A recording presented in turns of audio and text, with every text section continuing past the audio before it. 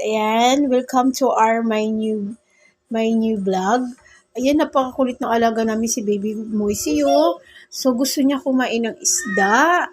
Ayan, nag-up na siya. Up muna, up muna, up, up, up, up, up. Gutom na ang Baby Moisey. Oh, ito na. Ayan na, oh. Ayan. Kumakain na yung Baby Moisey namin.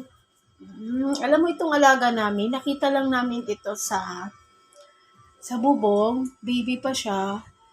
So, kinuha namin, pinaliguan, pinakain, inalagaan, hanggang sa lumaki. Ayan, so nagkaroon siya ng sakit last month of September. Ayun, so pinainom lang namin siya ng gamot.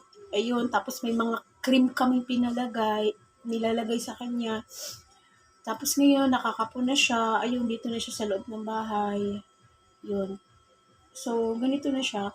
Kasi kung iba yan, kung wala tayong pagmamahal sa mga hayop, dapat namatay na siya ngayon. So, kailangan may time din tayo sa pag-aalaga ng hayop. Mga hayop, kailangan natin silang mahalin, kailangan natin silang alagaan ng mabuti.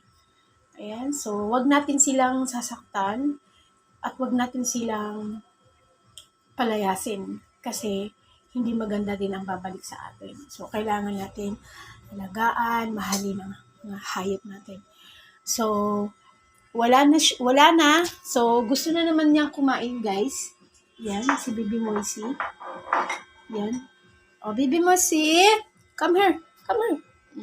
Lalaki po yan, Baby Moisey. Ayan. So, yan, kain na yan. So, mamaya konti matutulog na yan. Ganyan talaga mga pusa at mga aso ay natutulog sila pang tanghali. Ayan. So guys, hanggang dito na lang muna ang aking video. So, happy lunch today.